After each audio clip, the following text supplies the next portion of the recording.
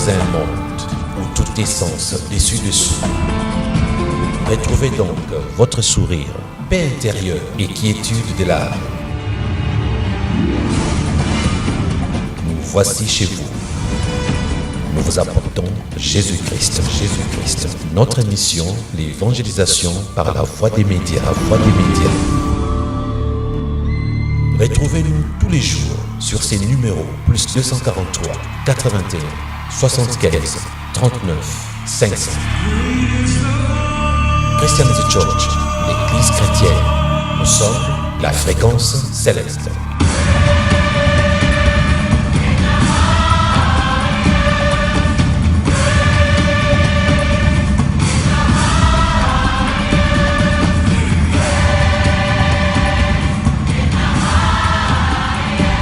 Bonjour et bonsoir, tout dépend de l'heure à laquelle vous êtes en train de nous suivre. Pour vous qui semblez être choqués par les titres de cette série d'enseignements, ne le soyez pas. Les titres ne viennent pas de nous. Nous l'avons pris sur un site portant cette mention. Les gros mensonges de la Bible. Nous allons donc vous prouver dans cette série d'enseignements que les 10 mensonges ne le sont pas. Ce sont eux qui mentent en affirmant que la Bible contient des mensonges. Les propriétaires du dit site doivent forcément être des satanistes ayant pour mission détourner les chrétiens de la saine doctrine. Parce que si vous êtes persuadés que la Bible contient des mensonges, il est vrai que vous perdrez définitivement votre foi en Christ Jésus. Pour démontrer que la Bible contient des mensonges et des erreurs, ils vont utiliser la science. Selon eux, la science est véridique à 100% et la Bible est fausse à 100%. Je me souviens vous avoir déjà averti dans l'enseignement sur les satanistes et les sataniques que le diable utilise beaucoup les scientifiques pour répandre des doctrines des démons sur terre. La doctrine selon laquelle que la Bible contient de gros mensonges est une doctrine satanique. Alors, ceux du site Les gros mensonges de la Bible, voici ce qu'ils ont publié. Écoutez donc leur déclaration. Ils disent « La science montre non seulement que certaines fables sur la formation des planètes sont inacceptables, mais aussi que c'est une erreur fondamentale de considérer la religion comme une façon de connaître les choses. » Ils ajoutent ceci, « Les chrétiens essayent de faire cadrer, au prix des douloureuses contorsions des sémantiques, les prédictions de la Bible avec la réalité, mais dans l'ensemble, c'est raté. Ils échouent. » Ensuite, ils vont étaler selon eux les prédictions ratées, les plagiats, ainsi que les erreurs de la Bible. Selon eux, toujours, le fait que l'ordre traditionnel des écrits du Nouveau Testament n'a aucun rapport avec l'ordre chronologique des événements, cela fait de la Bible un livre mensonger. Et encore, le fait que les écrits de Paul et l'Apocalypse rédigés avant les évangiles sont placés en dernier, cela fait que la Bible contient des gros mensonges. Ce n'est pas fini. Ils renchérissent en affirmant que l'ordre choisi permet en fait de masquer au maximum les incohérences et les anachronismes du Nouveau Testament. Il tire comme conclusion que le fait que Paul a eu à écrire ses épîtres avant que les autres apôtres n'écrivent les évangiles, cela fait que Paul n'avait jamais entendu parler de Jésus. Ne trouvez-vous pas que c'est vraiment insensé de leur part de dire ça? Laissez-moi vous le prouver. Je vais vous donner 3 vérités bibliques qui prouvent que Paul avait entendu parler de Jésus-Christ, mais mieux encore, il avait rencontré Jésus-Christ. Voici la première vérité. Lisons donc Actes chapitre 9, versets 3 à 5. La Bible dit, « Comme il était en chemin et qu'il approchait de Damas, tout à coup, une lumière venant du ciel resplendit autour de lui. Il tomba par terre et il entendit une voix qui lui disait, « Saul, Saul, pourquoi me persécutes-tu » Il répondit, « Qui es-tu, Seigneur » Et le Seigneur dit, « Je suis Jésus que tu persécutes. Il te serait dur de regimber contre les aiguillons. » Frères et sœurs, avez-vous vu? Ici, la Bible montre que Paul, lorsqu'il s'appelait Saul, un jour Jésus, sur le chemin de Damas, l'appela d'une voix audible et Paul entra en contact avec Jésus. Et oui, ce n'était pas un mensonge. La Bible n'a pas menti. Paul connaissait bel et bien Jésus. Voici la deuxième vérité. Barnabas avait amené Paul rencontrer les apôtres. Lisons Actes chapitre 9, versets 27 à 29. Alors Barnabas, l'ayant pris avec lui, les conduisit vers les apôtres et leur raconta comment sur le chemin Saul avait vu le Seigneur qui lui avait parlé et comment à Damas il avait prêché franchement au nom de Jésus. Et la Bible ajoute au verset 28, « Il allait et venait avec eux dans Jérusalem. » Verset 29, « Et s'exprimait en toute assurance au nom du Seigneur. » Frères et sœurs, ils disent que dans la Bible, il y a des gros mensonges. Et là, comme vous avez remarqué, ils disent que le fait que Paul ait eu à écrire ses épîtres avant que les autres apôtres n'écrivent les évangiles, et que dans la Bible, on trouve les évangiles placés avant les épîtres de Paul, cela fait que la Bible est un livre mensonger. Comme pour dire que ceux qui ont classé les évangiles avant les épîtres avaient une mauvaise intention.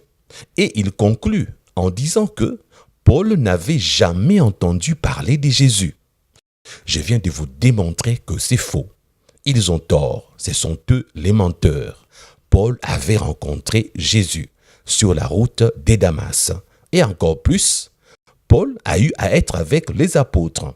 S'il devait connaître certains détails, certainement il a eu à poser des questions aux apôtres. Parce qu'ils ont dit aussi, ces gens dans leur site, comme Paul n'avait jamais rencontré Jésus. Comment il écrit dans ses épîtres des choses sur Jésus? Il parle de Jésus comme s'il l'avait rencontré un jour.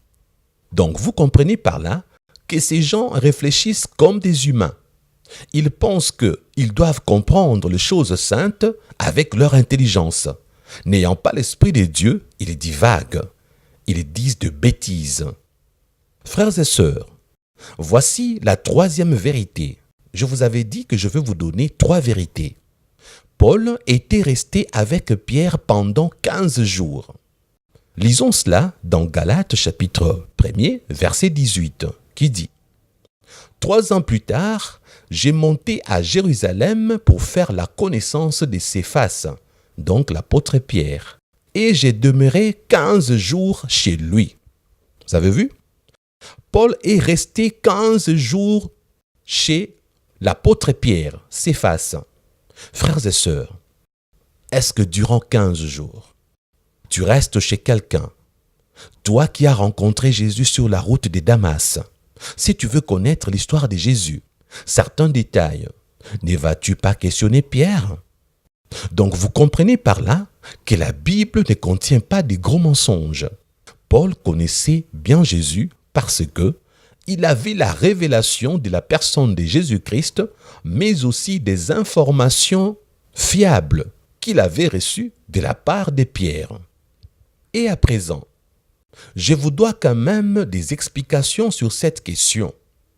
Pourquoi les écrits de Paul et l'Apocalypse rédigés avant les évangiles sont-ils placés après les évangiles? Pourquoi ne les a-t-on pas placés avant? La réponse est toute simple. C'est parce que la Bible n'a jamais été écrite chronologiquement. Je répète, c'est parce que la Bible n'est pas un livre chronologique. La Bible n'a jamais été écrite chronologiquement.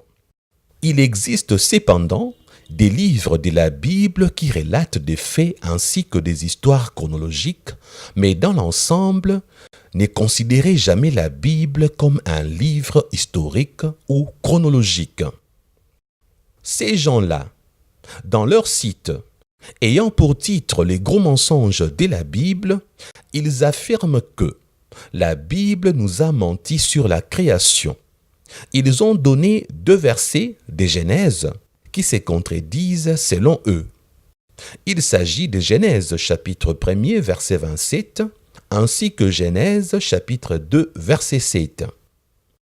Frères et sœurs, j'ai beaucoup de preuves qui sont dans la Bible, qui prouvent que les Saintes Écritures ne s'engagent pas à vous relater les histoires bibliques de façon chronologique. Commençons avec Genèse chapitre 1er verset 27, qui dit que Dieu crée l'homme et la femme au même moment.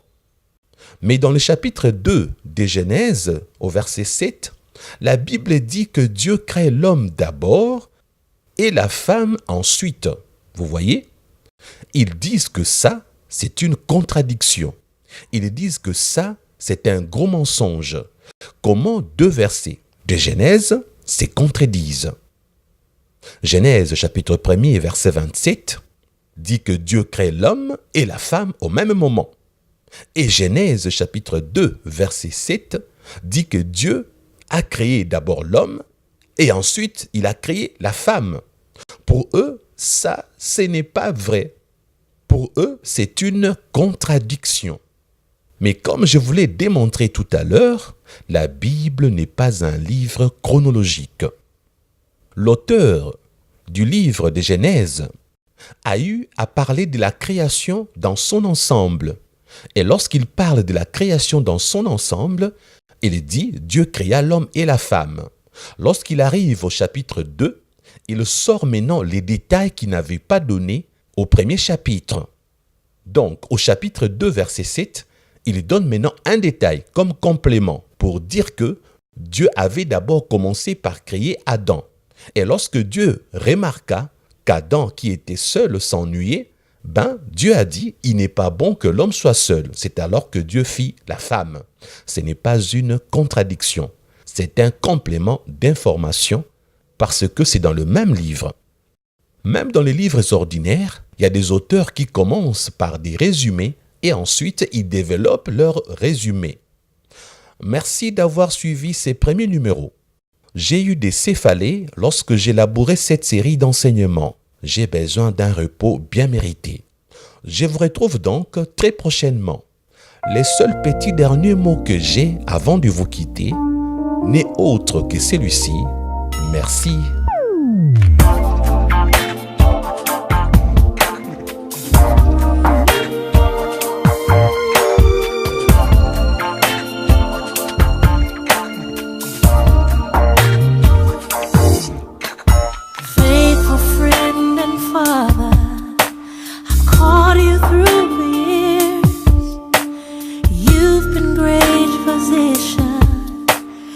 Sickness lingered near through distressing moments.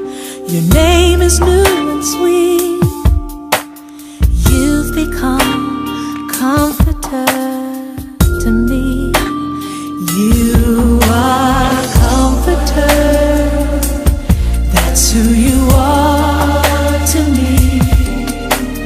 Comforter. Name that fits so perfectly, peace that passes all understanding.